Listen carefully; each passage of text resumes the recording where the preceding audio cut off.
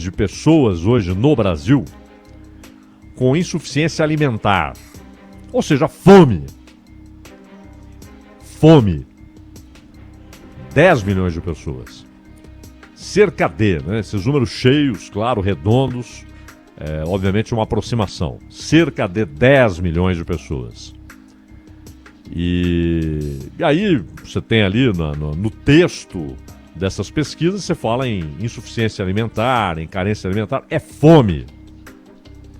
Pois bem, para termos uma ideia da importância do auxílio emergencial, eu vejo aqui uma reportagem dizendo, no G1, dizendo que só em agosto, só no mês de agosto, não há o levantamento de setembro ainda, afinal ainda estamos em setembro, cerca de 4 milhões e 200 mil domicílios atravessaram o 8º mês do ano apenas com renda do auxílio emergencial. Essa informação é do IPEA. Então, esse estudo que foi divulgado ontem pelo Instituto de Pesquisa Econômica Aplicada, o IPEA, todo mundo sabe, deve ser levado a sério, né? Tem levantamentos muito importantes. E neste caso aqui é algo absolutamente objetivo, né? Não há juízo de valor. Mas aponta que só em agosto cerca de 4 milhões e 200 mil residências, 4 milhões e 200 mil domicílios brasileiros tiveram como única fonte de renda o auxílio emergencial de R$600, em alguns casos, 1.200. Inclusive, vale notar que muitos receberam 1.200, tanto que a média do auxílio ela está na casa ali de 800 e poucos reais. Segundo o levantamento, o Nordeste foi a região brasileira com a maior proporção de domicílios que contaram apenas com o benefício, sem qualquer outra fonte de renda. Não era o benefício e mais um dinheirinho dali, daqui, zero. Só o auxílio emergencial. 4 milhões e 200 mil domicílios, a maioria no Nordeste. No Piauí e na Bahia, e olha que são dois estados bem diferentes, não é? A Bahia tem um PIB maior do que o Piauí, tem uma economia mais diversificada, mais dinâmica, que produz, em tempos normais, mais empregos do que o Piauí. Mas no Piauí e na Bahia, passou de 13% o total de famílias que dependeram, em agosto, exclusivamente do auxílio. Então é muito fácil, né? Isso é interessante como acontece em diversos grupos políticos, né? E também em conversas ali, todos sentados à mesa do bar, né? Em Ipanema, no Leblon, na Paulista, na Faria Lima, e dizendo, o Estado não tem que ajudar desta maneira, não é importante que as pessoas tenham emprego, tenham renda própria. É óbvio, cidadão. Sim, todos idealizamos isso, que cada um tem a sua fonte de renda para sustentar a si mesmo e a sua família, as crianças, né? Ou aqueles que já não podem trabalhar. E o Brasil é um país, inclusive, de gente que já não pode trabalhar pela idade e que, por diversos fatores, tem um arremedo de aposentadoria ou de pensão. Pensão, aliás, que já tentaram reduzir, né? Tentaram reduzir no governo da Dilma, tentaram reduzir no governo Bolsonaro. E, por fim, na reforma da Previdência, atacaram em alguma medida o sistema de pensões. E é bom lembrar também que se idealizamos todos que cada brasileiro que pode trabalhar tenha a sua fonte de renda, o seu trabalho, com remuneração suficiente para ter uma vida decente, digna, seja trabalhando para alguém, para uma empresa, seja tocando a sua própria empreita, o seu próprio negócio, mas que todos tenham sua fonte de renda e não precisem do Estado. Isso é o ideal. Mas é interessante notar, não é, Ronald, que mesmo nos países ricos, esse ideal não foi atingido.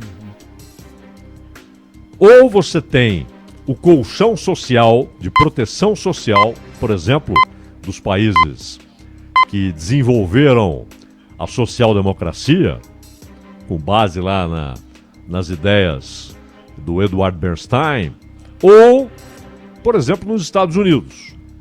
Nos Estados Unidos, você não tem esse colchão de proteção social como na Europa, mas há sim proteção social.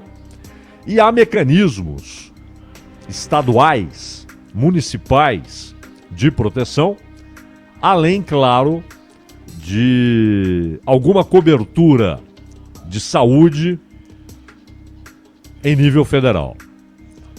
Não há país no mundo, Estados Unidos, Japão, Alemanha, França, estamos falando de países riquíssimos, Reino Unido, que não tenha mecanismos de proteção social, de socorro. Ou alguém acha que o Brasil inventou o seguro-desemprego? Nos Estados Unidos, por exemplo, há o seguro-desemprego. Lá eles chamam de auxílio, né? Auxílio-desemprego. Na Alemanha, também há o seguro-desemprego. Nenhum país conseguiu, nem a Noruega, que é um país que tem superávit real, porque os seus problemas sociais estão resolvidos, e tem petróleo, muito petróleo. Então a Noruega é um país não só rico, mas um país com superávit real. Ou seja, o governo não precisa se endividar. Tanto que a Noruega tem um fundo soberano que é de cair o queixo, porque sobra dinheiro. Mas há um sistema de proteção social. E, claro, em valores que seguem o padrão da Alemanha, da Noruega, do Reino Unido. O sistema de saúde do Reino Unido é exemplo para qualquer lugar do mundo. É muito bom, embora esteja sofrendo com a demanda altíssima, mesmo antes da pandemia, mas é um orgulho britânico o Sistema Nacional de Saúde. Então não há país no mundo, mesmo os mais ricos, em que não haja mecanismos de proteção social, de socorro social, até porque sempre haverá os que não podem trabalhar, por problemas de saúde, por alguma incapacitação, ou porque chegaram a uma idade em que já não é possível trabalhar. Aí é o sistema de aposentadoria e de pensões, não é? E que é deficitário na maior parte do mundo. A Previdência parte do princípio que o Estado deve buscar, e a sociedade junto com o Estado, que Estado e sociedade devem sempre buscar mecanismos para garantir a previdência social. Porque é difícil imaginá-la superavitária. Ela é um problema na Rússia. Quando o Putin fez a reforma da Previdência, ele perdeu popularidade em 20 pontos. É claro que ficou muito alta, ficou acima de 60%. Mas ele perdeu cerca de 20 pontos de apoio quando fez a reforma da Previdência. Na França, tentam fazer. Na Dinamarca, eles calculam o momento em que terão de buscar recursos extraordinários ou a Previdência será inviabilizada. Mas ninguém pensa em simplesmente abandonar a ideia de uma Previdência social. Senão, não precisamos de um Estado que, desde o século XIX, ganhou esse tipo de atribuição, para além da sua atribuição primordial, que é a segurança pública. E aqui, o Estado falha na sua função primordial, que é a segurança pública, falha, aliás, miseravelmente, por um conjunto de fatores, legislação ruim, problemas no judiciário, não é? problemas de uma certa alimentação cultural, da anomia, ou seja, do desrespeito às leis. Um Estado que é fraco, embora gigantesco, ele é fraco na hora de cumprir sua função primordial. Mas o Estado ganhou, desde o século XIX, em grande parte do mundo, outras atribuições. Porque houve a conclusão de que, embora hoje, por exemplo, hoje, nunca o mundo produziu tanta riqueza como nesta década. Nunca. Nunca, em tempo algum. Nunca produziu tanta riqueza. Nunca houve tanta possibilidade de bem-estar material como nos dias de hoje. Mas, ao mesmo tempo, há uma conclusão que é empírica, porque a experiência mostra isso, mas também calcada em estudos teóricos sérios que mostram que sempre haverá, enquanto houver mundo, a necessidade de mecanismos de socorro. Há um contrato social. E este contrato social prevê o socorro mútuo, o auxílio mútuo, uma sociedade capaz de socorrer aos desvalidos, aos que ficaram incapacitados, aos que precisam, dadas as circunstâncias, de um socorro. Pois bem, então, no Brasil, se a gente fala em Noruega, em França, em Alemanha, em Reino Unido, Estados Unidos, Japão, no Brasil o drama é muito maior. Então vejam que em 2 estados, e no caso específico da Bahia, a Bahia está longe de ser classificada entre os estados mais pobres do Brasil. A Bahia é um estado que, para os padrões brasileiros, ela tem um nível razoável de desenvolvimento, de diversidade econômica, de geração de empregos, de produção de riqueza. Porém, na Bahia, mais de 13% das famílias tiveram em agosto só o auxílio emergencial como fonte de renda. O mesmo no Piauí. O IPEA apontou que a ajuda financeira foi suficiente para superar em 41% a perda da massa salarial entre as pessoas que permaneceram ocupadas em agosto. Entre os domicílios mais pobres, no entanto, a alta na renda habitual no mês foi de 132% do que teria sido sem o recebimento do auxílio. Olha só! Imagine então o que era a situação antes da pandemia e que será depois de encerrado o auxílio emergencial. Entre os domicílios mais pobres, e aqui estamos falando em nível nacional, a alta na renda habitual foi de 132% do que teria sido sem o recebimento do auxílio. Então, olha só qual é a renda média normal em tempos normais dessas famílias. É muito difícil sobreviver. Então, é claro que, embora todos possamos idealizar, e na verdade, é bom que assim seja, né? Que tenhamos como meta que ninguém precise do auxílio do Estado, a não ser em circunstâncias especialíssimas, mas que todos tenham sua renda própria, advinda do seu trabalho. Isto está muito longe de ser concretizado, realizado. Hoje é apenas uma idealização.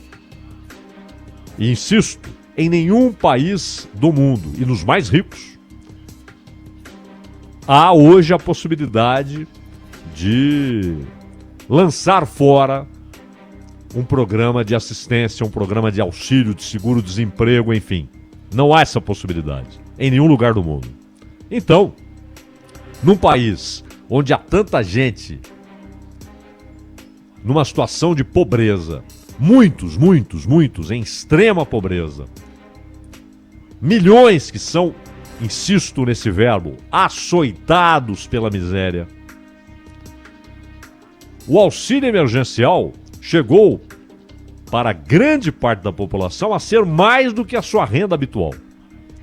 Então é claro que é preciso manter programas assistenciais permanentes. O auxílio emergencial termina no final do ano, já sem os 600, com 300, né? Então o baque já vai ser grande para muita gente. Mas e 2021? Tá ali, ó. Tá ali 2021. Como será? Então, você tem o Bolsa Família.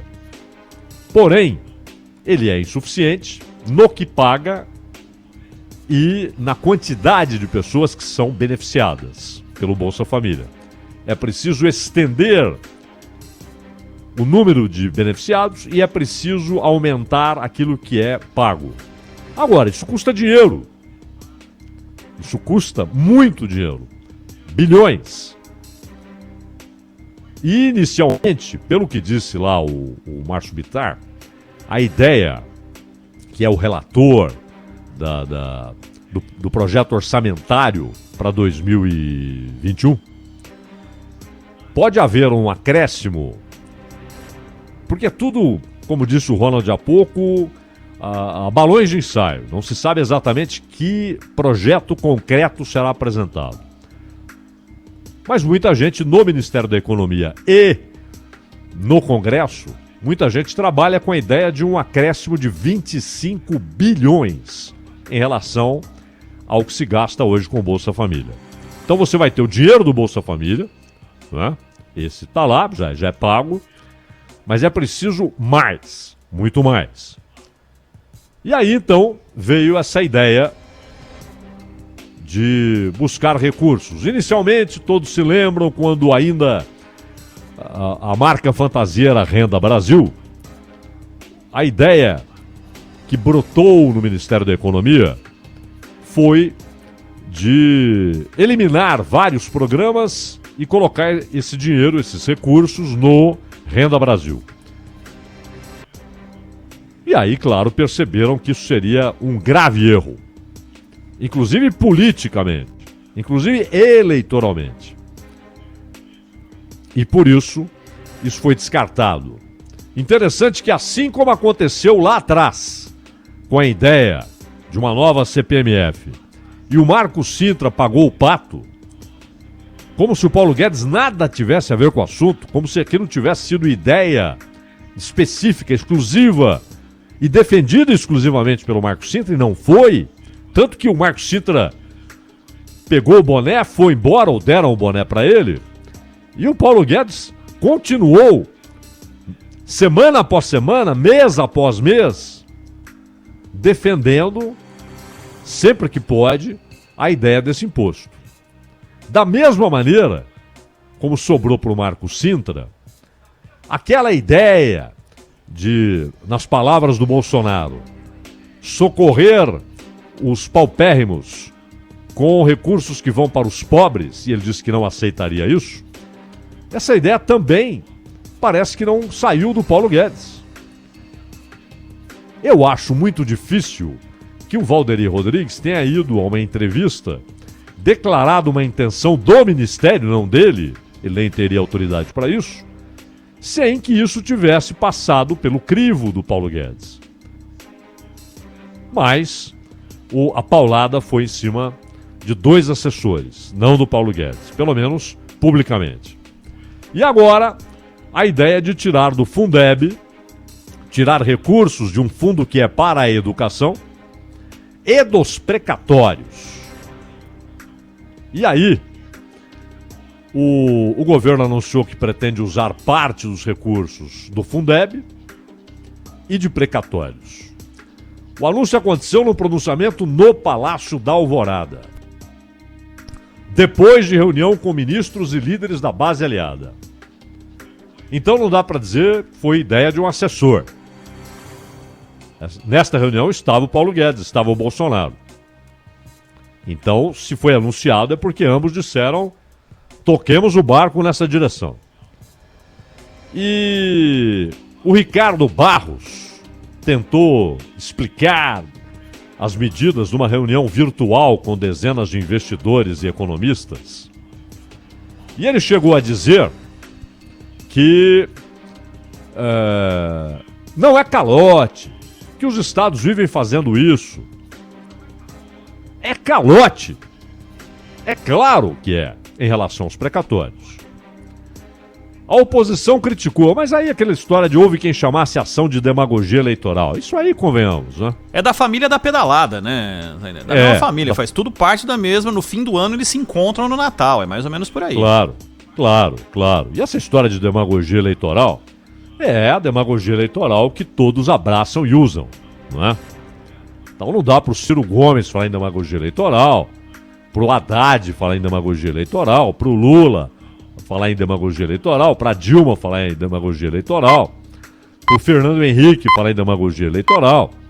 Porque, é claro, há uma finalidade eleitoral nesse tipo de programa.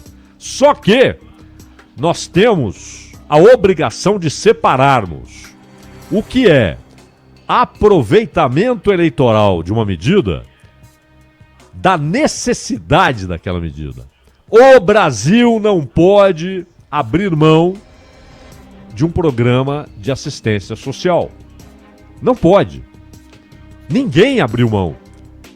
Em medidas diferentes, programas diferentes, realidades diferentes, mas mesmo os países mais ricos do mundo têm os seus mecanismos de socorro. E o Brasil, pela extensão da sua pobreza, da miséria, da desigualdade, ele tem uma carência profunda de ampliar, de aperfeiçoar, de melhorar os programas sociais. Então, se o governo Jair Bolsonaro coloca aí um programa Renda Cidadã, e se ele pagar mais do que o Bolsa Família e atingir mais gente, beneficiar mais gente do que o Bolsa Família, ótimo! Vai usar isso eleitoralmente? É óbvio! Claro que vai! Como o Bolsa Família foi usado pelo PT. É claro que vai. Então esse tipo de crítica é joguinho político, é discurso político. Só que já é difícil bancar o Bolsa Família. Ampliar, pagar mais para mais gente, é óbvio, será mais difícil, vai custar mais dinheiro. E isto, num país onde o Estado tem um rombo em suas contas, que seria bem menor do que o do ano passado, mas que em razão da pandemia ficou muito maior. 7 vezes maior, 6 vezes maior pelo menos, do que seria. Então como pagar a conta? Por isso falávamos aqui, é preciso que saia uma boa ideia do Ministério da Economia. Porque todas as sugestões, vamos buscar dinheiro ali, todas foram ruins. Inclusive estas, de Fundeb e de precatório. Porque o Fundeb, ele é bancado por quem?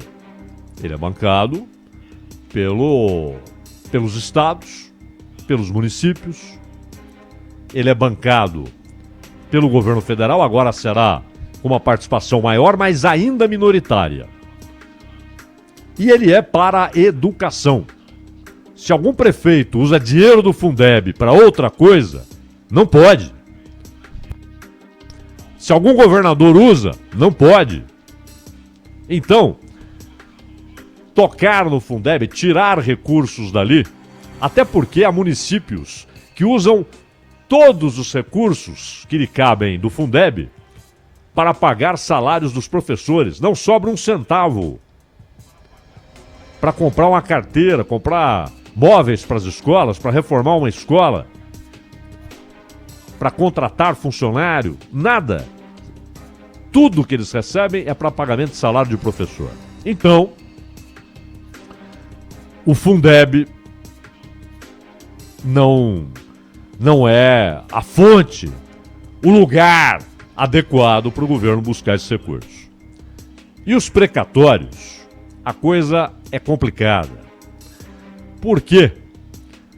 Há inclusive a ideia, olha como a coisa vai se estendendo. Porque quando você fala assim, não, vamos usar só 2% aí para pagar precatório. Por acaso a dívida desaparece? Não. Ela é empurrada para frente, para outros governos. Em algum momento, a conta chega. E já há uma dívida considerável. Hoje, o estoque de dívida, só em relação a precatório, ou seja, pagamento ordenado por decisão judicial, já supera 70 bilhões de reais. Essa dívida já existe, 70 bilhões de reais. Quem diz isso? O Ministério da Economia. Isso não vem do instituto, de uma universidade que fez os cálculos, de um partido da oposição. É o Ministério da Economia que diz que essa dívida já supera 70 bilhões de reais. Então, é claro que pagar menos, destinar menos recursos para esses pagamentos de precatórios, na prática, apenas adia o pagamento de gastos, inclusive com aposentadorias e pensões de trabalhadores da iniciativa privada. E também remuneração a servidores públicos. Isso lá na frente vai chegar a conta. É óbvio que vai. Porque o estoque, que hoje, repito, já passa de 70 bilhões de reais, segundo o Ministério da Economia, ele cresce por correção monetária. Então, lá na frente, não será o que é devido hoje. Haverá correção monetária, correção pela inflação e acúmulo de outras decisões judiciais. Então, a dívida crescerá. Para o ano que vem, o projeto de orçamento, que é lá do Bittar, prevê uma lista imensa de precatórios a serem liberados. Boa parte é de aposentadorias e benefícios assistenciais concedidos depois de processo judicial. O que não for pago no próximo ano vai desaparecer? Não. Continuará no estoque de dívidas do governo com a população. E quando eu falo em 70 bilhões, Ronald, Gabriele, ouvintes da Bandeirantes, é sem considerar 2020. O valor acima de 70 bilhões, ele se refere a 2019. Então é óbvio que ele já é maior do que isso, porque continuaram sendo emitidas decisões judiciais. Então, o precatório, muita gente imagina só o precatório, por exemplo, o governo de São Paulo, quando abre uma linha de metrô, a desapropriações e tal. Então, muitas vezes a pessoa não aceita aquilo que é oferecido, né, para deixar a casa, aquele quarteirão vai ser derrubado e tal, e entra com o processo contestando o valor oferecido da indenização. Em algum momento a justiça se pronuncia. E aí essa dívida é um precatório. Mas não é só isso. Muitas vezes o precatório está ligado à sobrevivência. É o caso, por exemplo, de uma pensão. Então, uma pessoa entra na justiça, ela questiona na justiça o valor de uma pensão ou a concessão de uma pensão. Terminado o processo, se a justiça dá razão ao pensionista ou ao requerente de uma pensão, é claro, a União é obrigada a ressarcir a pessoa caso a contestação seja em relação ao valor da pensão, ou a pagar a pensão se for um requerente. E aí é emitido um precatório, é um título da União que representa o compromisso de pagar a dívida. Cada precatório tem um número, porque a ideia é que haja uma sequência de pagamentos. Há uma fila.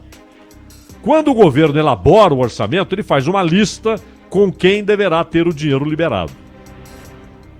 Correto? Só que, quando você, para bancar, por exemplo, um programa, você resolve mexer com os precatórios, menos gente receberá, a justiça será de novo acionada, porque o cara não recebeu e tinha direito, haverá correção monetária e lá na frente, em algum momento, isso vai ter de ser pago.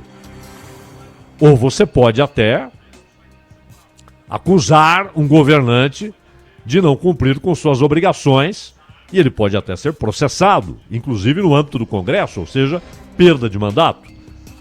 Jogar lá para frente não é apenas adiar, é aumentar o tamanho do problema. No caso da Previdência dos trabalhadores da iniciativa privada, há uma previsão de que os precatórios e sentenças judiciais representem, em 2021, 22 bilhões e 200 milhões de reais. A Previdência tem um orçamento para o ano que vem aí na casa de 700 bilhões, 704 bilhões. Então, o governo estima um gasto de 55 bilhões em precatórios e requisições judiciais de pequeno valor para o ano que vem. Adiar esse pagamento, porque se a regra de limitação entrar em vigor, só serão pagos cerca de 16 bilhões, ou seja, 2% da receita corrente líquida prevista para o ano que vem. É o que dissemos ontem, né, Ronald? 2% Exatamente. Da receita. Ou seja, não vão só adiar o pagamento, vão aumentar o que deverá ser pago em algum momento, provocar um problema maior fiscal e, mais grave, provocar uma injustiça social. Porque no caso de pensões, aposentadorias requeridas, muitas vezes é uma questão de renda única para o sujeito sobreviver. Muitas vezes o governo contesta. Houve até aquela orientação dos médicos pegarem pesado, né, na Previdência, na hora de avaliar se alguém tem direito a renovar uma aposentadoria. E falaram em estímulos, prêmios, quase que dizendo pro cara, olha aí, ó, não chancele a possibilidade de aposentadoria, aí você ganha um prêmio. Isso é imoral. Isso é imoral. Parte-se do princípio que o sujeito vai fazer uma avaliação técnica e vai dizer qual é a sua conclusão como médico. Ele não tem de ser estimulado a dar diagnóstico A ou B, não é? Isso é imoral. Mas, enfim,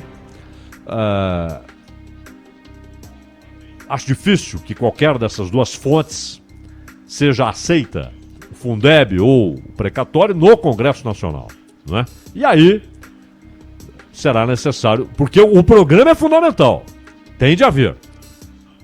Ou mantém o Bolsa Família mais um tempo, ou coloca uma coisa melhor no lugar, com novo nome, para que haja a devida exploração política, tudo isso faz parte do jogo. Mas é preciso indicar a fonte de financiamento. E até agora, o Paulo Guedes e sua equipe não conseguiram, Ronald.